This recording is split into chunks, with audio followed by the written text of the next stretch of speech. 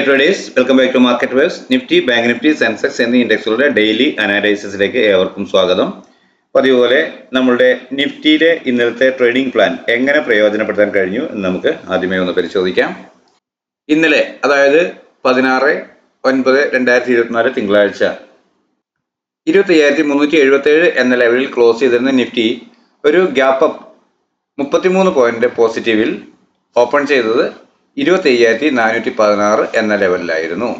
എന്നാൽ അവിടെ നമ്മൾക്ക് കാണാം, നമ്മൾ രേഖപ്പെടുത്തിയിരുന്ന ആദ്യത്തെ റെസിസ്റ്റൻസ് ലെവൽ ഇതായിരുന്നുവെങ്കിൽ പോലും ഇതും ഒരു ഉയർന്നു വന്നിട്ട് പ്രൈസിന് അപ്വേർഡ് പോകാൻ കഴിയാതെ ഡൗൺ വന്ന് ഏറിയായിരുന്നു. അപ്പോൾ ഈ ഏരിയ സ്റ്റോപ്പ് ലോസ് ആക്കിയോ അതല്ല ഈ ലെവൽ സ്റ്റോപ്പ് ലോസ് ആക്കിയോ കരുതി പെട്ടെന്ന് തന്നെ ആർക്കും ഒന്ന് സെല്ല് ചെയ്യാൻ കഴിയുന്നതായിരുന്നു.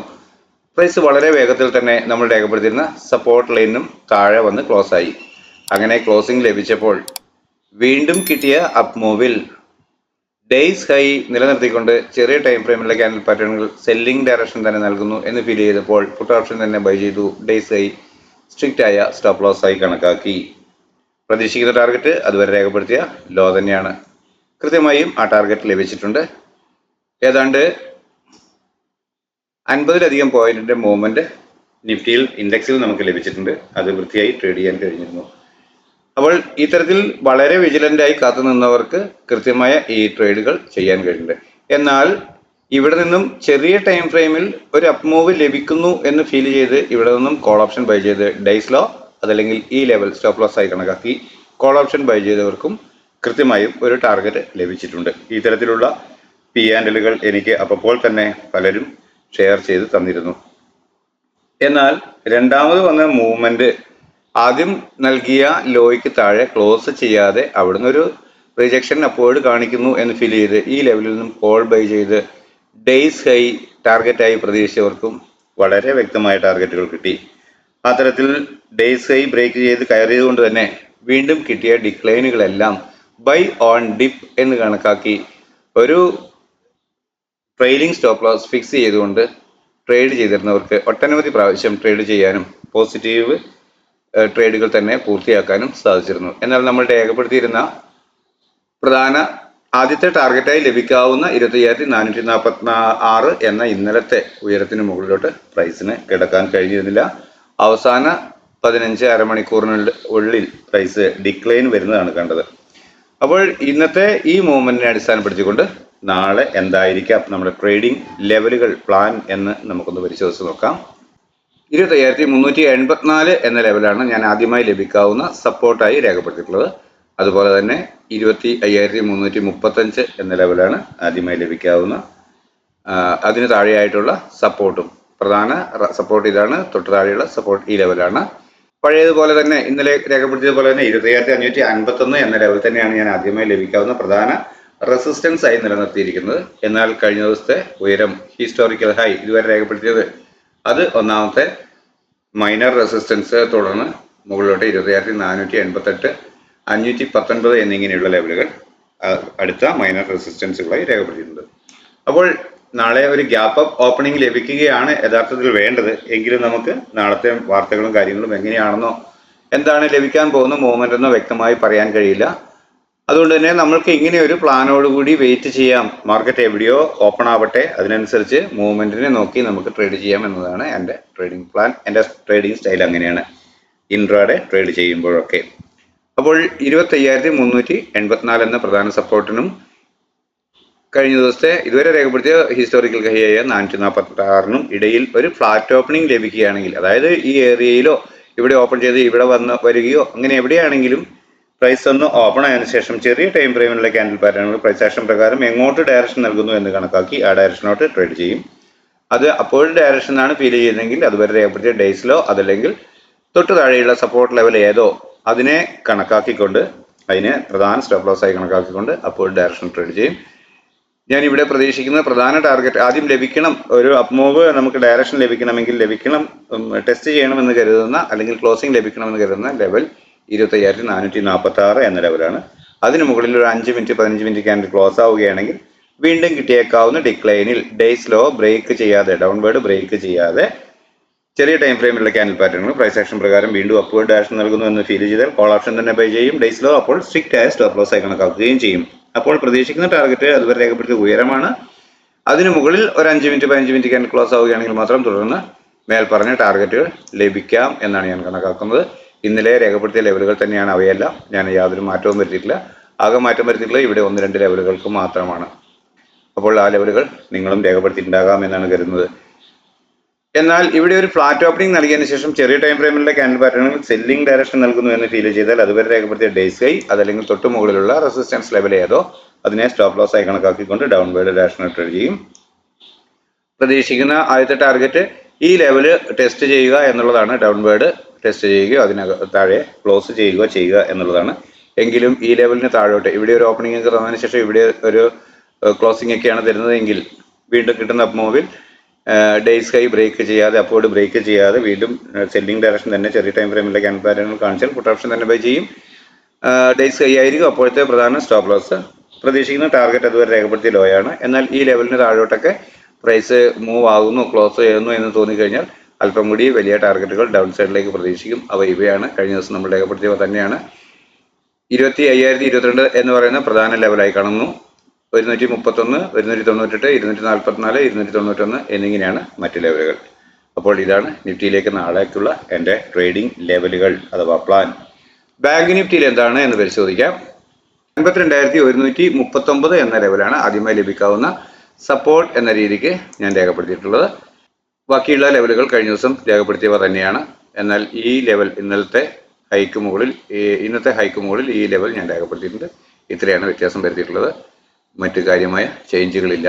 അപ്പോൾ ഇവിടെ ഒരു ഫ്ലാറ്റ് ഓപ്പണിംഗ് നൽകിയതിനു ശേഷം ചെറിയ ടൈം ഫ്രെയിമിലെ ക്യാൻഡിൽ പാറ്റേണുകൾ പ്രൈസ് ആക്ഷൻ പ്രകാരം അപ്വേർഡ് ഡയറക്ഷൻ നൽകുന്നു എന്ന് ഫീൽ ചെയ്താൽ കോൾ ഓപ്ഷൻ ബൈ ചെയ്യും. ഡേയ്സ് ലോ അതല്ലെങ്കിൽ തൊട്ട് താഴെയുള്ള സപ്പോർട്ട് ലെവൽ ഏതോ അത് നോക്കി അതിനെ ഒരു സ്റ്റോപ്പ് ലോസ് ലെവലായി കണക്കാക്കും.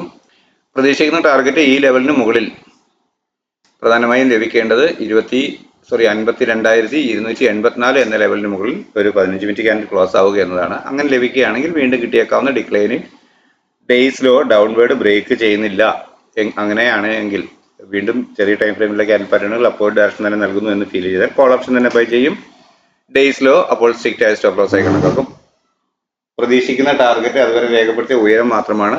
എന്നാൽ അതിന് മുകളിലോട്ട് ഒരു 5 മിനിറ്റ് 15 മിനിറ്റ് ക്യാൻഡിൽ ക്ലോസ് ആവുകയാണെങ്കിൽ പ്രൈസ് വീണ്ടും അപ്വേർഡ് പോകുന്നു എന്ന് ഞാൻ കണക്കാക്കും. അങ്ങനെയെങ്കിൽ ലഭിക്കാവുന്ന ടാർഗറ്റുകളാണ് ഇവിടെ രേഖപ്പെടുത്തിയവ. കാണാമെന്ന് കരുതുന്നു. 343, 509, 609 എന്നിങ്ങനെയുള്ള ലെവലുകളാണ് അവ. എന്നാൽ ഇവിടെ ഒരു ഫ്ലാറ്റ് ഓപ്പണിംഗ് നൽകിയതിനു ശേഷം ചെറിയ ടൈം ഫ്രെയിമിലെ ക്യാൻഡിൽ പാറ്റേണുകൾ സെല്ലിംഗ് ഡയറക്ഷൻ നൽകുന്നു എന്ന് ഫീൽ ചെയ്താൽ പുട്ട് ഓപ്ഷൻ ബൈ ചെയ്ത് അതുവരെ രേഖപ്പെടുത്തിയ ഡേയ്സ് ഹൈ അതല്ലെങ്കിൽ തൊട്ട് മുകളിലുള്ള റെസിസ്റ്റൻസ് ലെവൽ സ്റ്റോപ്പ് ലോസ് ആയി കണക്കാക്കിക്കൊണ്ട് ഡൗൺവേർഡ് ഡയറക്ഷൻ ട്രേഡ് ചെയ്യും. പ്രതീക്ഷിക്കുന്ന ആദ്യത്തെ ടാർഗറ്റ് ഈ ലെവലിന് താഴെ ഒരു 5 മിനിറ്റ് 15 മിനിറ്റ് ക്യാൻഡിൽ ക്ലോസ് ആവുക എന്നത് തന്നെയാണ്. ഇവിടെയെല്ലാം ഒരു ഓപ്പൺ ചെയ്തതിനു ശേഷം അങ്ങനെ ലഭിക്കുകയാണെങ്കിൽ വീണ്ടും ഒരു അപ്പ് മൂവ് കിട്ടുമ്പോൾ അവിടെ നിന്നും ഡേയ്സ് ഹൈ അപ്വേർഡ് ബ്രേക്ക് ചെയ്യാതെ സെല്ലിംഗ് ഡയറക്ഷൻ തന്നെ നൽകുന്നു ചെറിയ ടൈം ഫ്രെയിമിലെ ക്യാൻഡിൽ പാറ്റേണുകൾ എന്ന് ഫീൽ ചെയ്താൽ പുട്ട് ഓപ്ഷൻ തന്നെ ബൈ ചെയ്യും. ഡേയ്സ് ഹൈ അപ്പോൾ സ്ട്രിക്റ്റ് ആയ സ്റ്റോപ്പ് ലോസ് ആയി കണക്കാക്കും.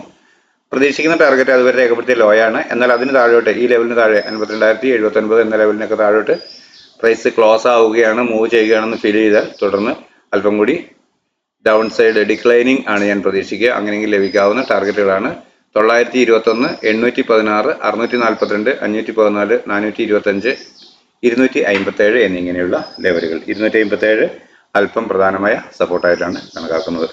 ഇതാണ് ബാങ്ക് നിഫ്റ്റിയിലെ ലെവലുകൾ. അടുത്തതായി സെൻസെക്സിൽ എന്താണ് ലെവലുകൾ എന്ന് പരിശോധിച്ച് നോക്കാം. 82,974 എന്ന ലെവലാണ് ആദ്യമായി ലഭിക്കാവുന്ന പ്രധാന സപ്പോർട്ട് എന്ന രീതിക്ക് ഞാൻ രേഖപ്പെടുത്തിയിട്ടുള്ളത്. എന്നാൽ കഴിഞ്ഞ ദിവസം ഇന്നത്തെ ഹൈ 83,000 ഇന്നലത്തെ ഹൈ 83,186 പ്രധാന ആദ്യത്തെ ഒരു റെസിസ്റ്റൻസ് ലെവലായി കണക്കാക്കുന്നത്. എന്നാൽ അതിനു മുകളിൽ രേഖപ്പെടുത്തിയിരുന്ന 83,423 തന്നെയാണ് എന്നെ സംബന്ധിച്ച് അടുത്തതായി ലഭിക്കേണ്ടുന്ന പ്രധാന റെസിസ്റ്റൻസ് ലെവലായി കണക്കാക്കുന്നത്.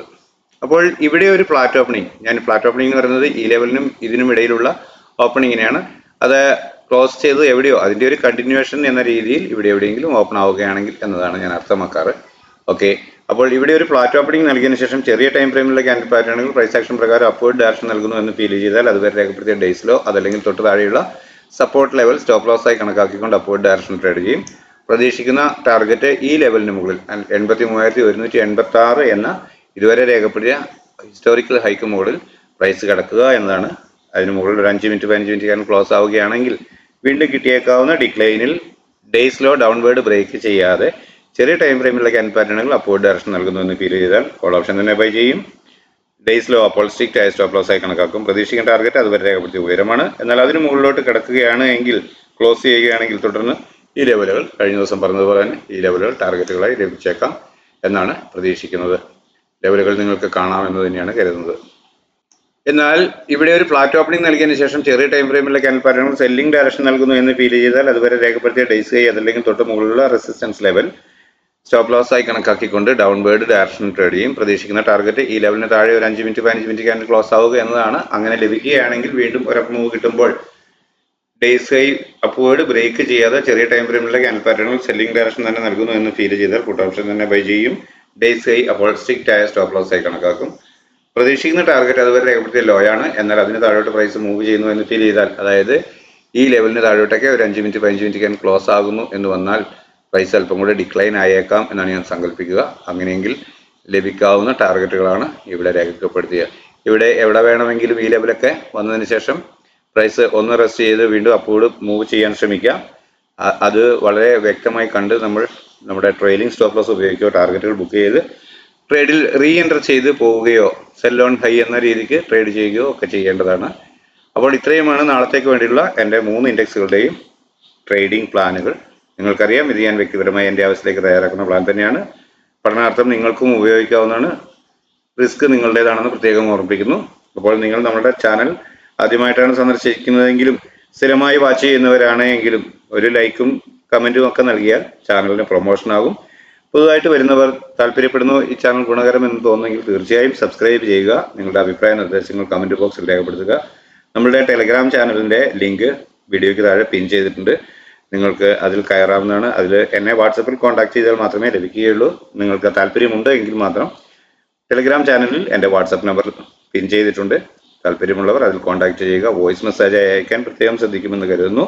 ഒന്ന് ഇൻട്രൊഡ്യൂസ് ചെയ്ത് കഴിഞ്ഞാൽ വളരെ സന്തോഷമായിരിക്കും. പരസ്പരം ഒന്ന് അറിയാൻ കഴിയുമല്ലോ, അതാണ് പ്രധാന കാരണം. അപ്പോൾ നാളെയും നല്ല മൂവിങ്, നല്ല റേഞ്ചിലുള്ള മൂവിങ്ങുകൾ എല്ലാ ഇൻഡെക്സുകളിലും ഉണ്ടാവട്ടെ. എല്ലാവർക്കും അത് വ്യക്തമായി മനസ്സിലാക്കാൻ കഴിയട്ടെ. നല്ല ട്രേഡിംഗ് അവസരങ്ങൾ എല്ലാവർക്കും ലഭിക്കട്ടെ എന്ന് ആശംസിച്ചുകൊണ്ട് തൽക്കാലം നിർത്തുന്നു. താങ്ക്